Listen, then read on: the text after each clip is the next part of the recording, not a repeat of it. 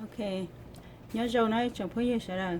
chị nó nói chị của chị cái ven Coca-Cola chị cái ven á chị của cho không e của cho á chị của cho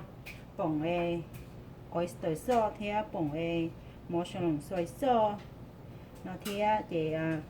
của cho con chị nó cho thế chị của cho e bỏng e Coca-Cola nó cho thế chị của cho con black pepper nó thế chị của cho ở tu tay đủ mẹ nó cho thế ấy ít khó ít xa anh nhìn chị khó chín trở thế không cả lệ nó chị cho nó chị cũng ua cho nó cho chị bé mà đi sai múa là chị bé ua múa chị họ biết vấn đề nó chị của tao múa nó chọn cái là chị vấn đề cho nó cũng là không cái vấn đề ta cho mà đi sống cho nó cho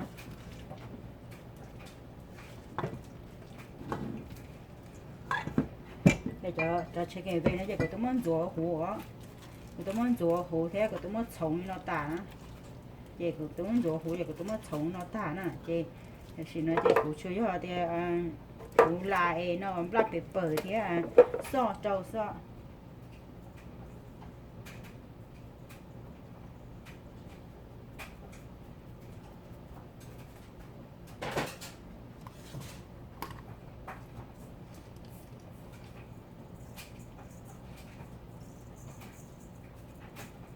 để chị cho trâu chứ nó còn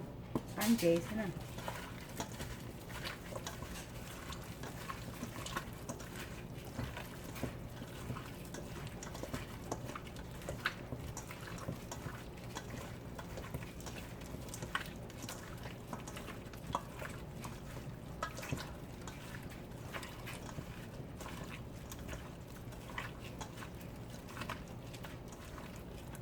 để chị muốn làm chế thế là cứ cho nó trâu xem lại nó trâu sẽ chị được sống cho nó trâu tao đối chị của chị thằng mò á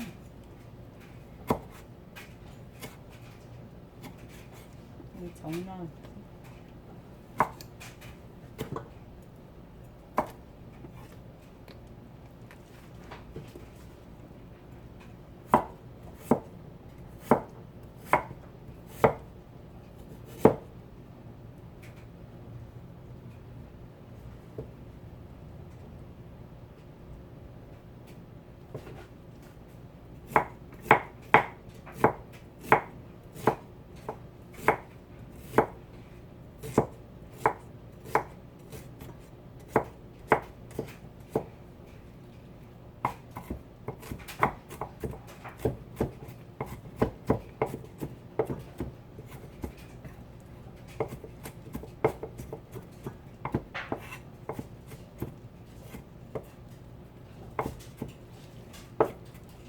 thì cái sống nó sẽ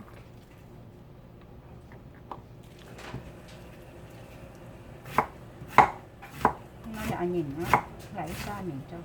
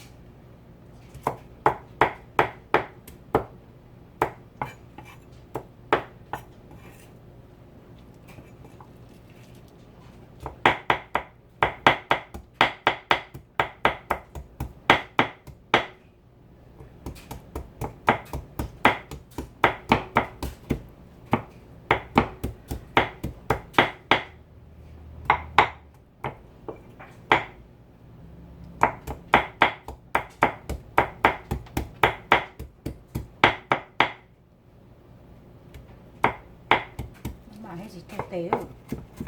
bây giờ chúng tao trong sáng hay gì thực tế á còn trong đây nữa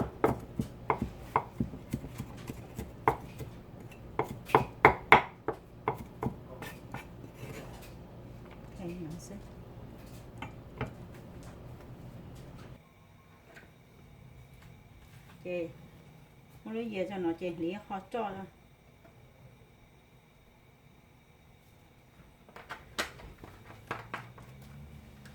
lý khó cho chị giờ tới cũ theo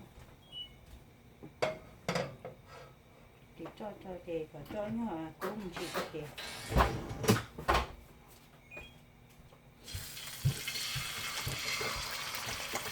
nó có cái phải rồi xíu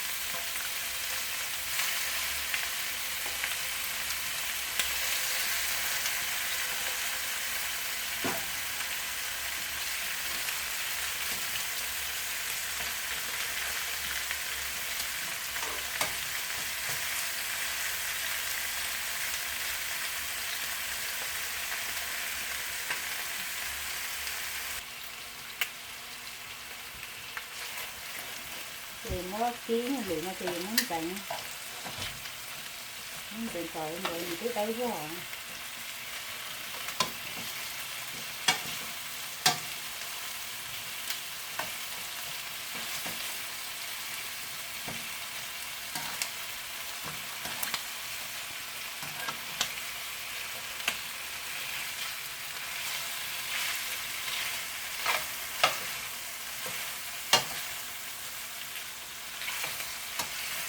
cái đấy rồi mà chị cô mua cho cái tá mà cái coi đấy chỉ có cầu nó cho chị nào cũng mua cho anh nhìn thiên định trời thiên cả lẻ cái tá nhá có đủ nó ra được thì không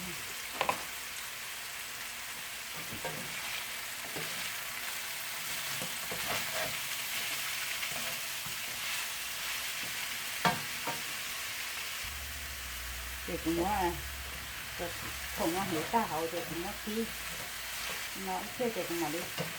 rồi nó cũng phải có lại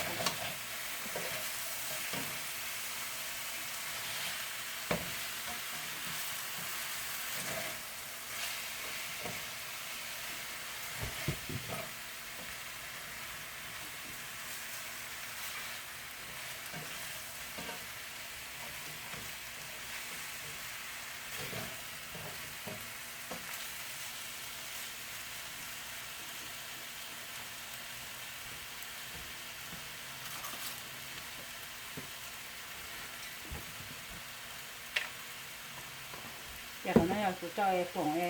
oyster sauceเขาจะเขาตัวลองแล้วจะมีเด่นที่ใช่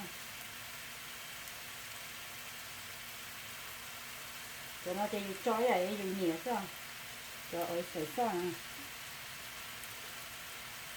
จะซ่อนเป๊ะเป๊ะเลยผมเราจะจอยเดียวสิ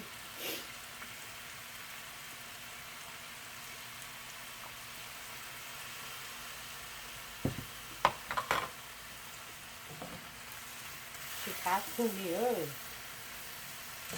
chứ cá gì à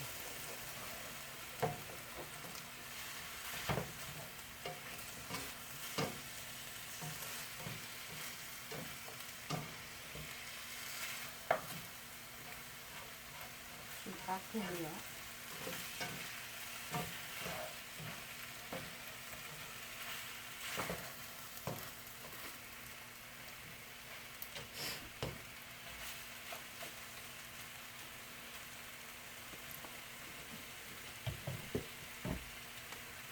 thì nó chơi của cho bông thật khó là nó cho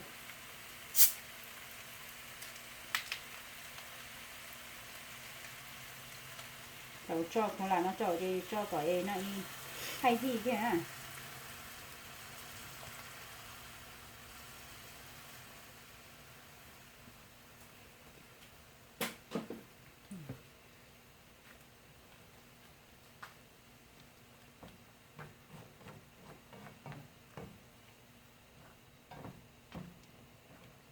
cái dù lấy hao cỏ dù hao cỏ nó cho nên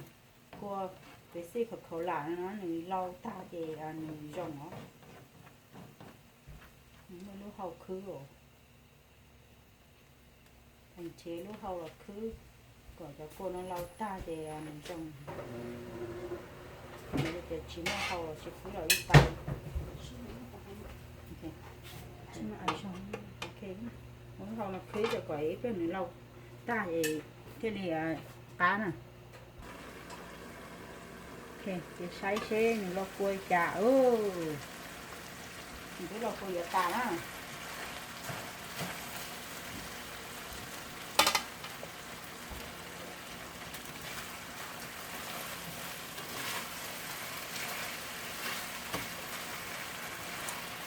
sẽ chắc cầu nhiều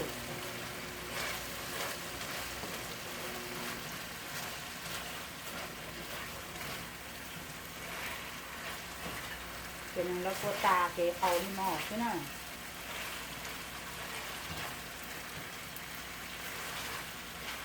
chỉ cá cha liều hao tàu mua nằm gồm là thí nó là cái cua hơi lâu tao cái chỉ hao để cái cua lâu chỉ ta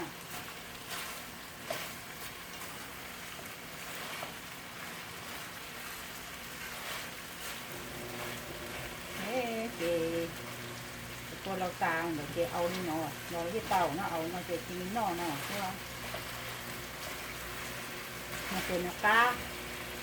mua cho cái gì đó mua cho cái gì rồi đi ở mua gì cái gì thì cái gì à cá cơ thế mà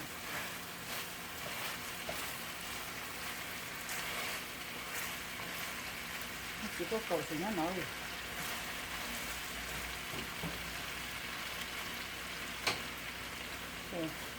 thì cũng mất tua áo nó chứ cô thấy lâu ta thì có áo nó chứ nữa thì cá cơ đi nữa thì cá cơ đi nên nhớ gì mà cái cũng nó ok chứ sau đó nó ok cái thứ liệt cá nữa thì phải đào phải nọ thế nào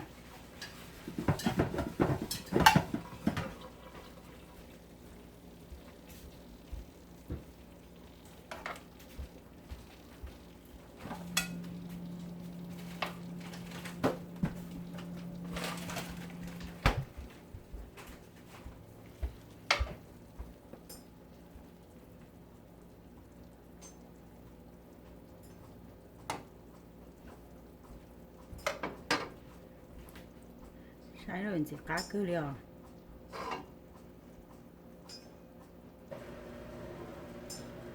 tôi cho mình đặt chủ giống câu gì nó chỉ mà không gì đó đó chứ thì nó cho sống nó chứ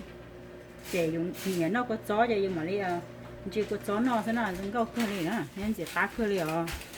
để cho bé số lên số tổ nè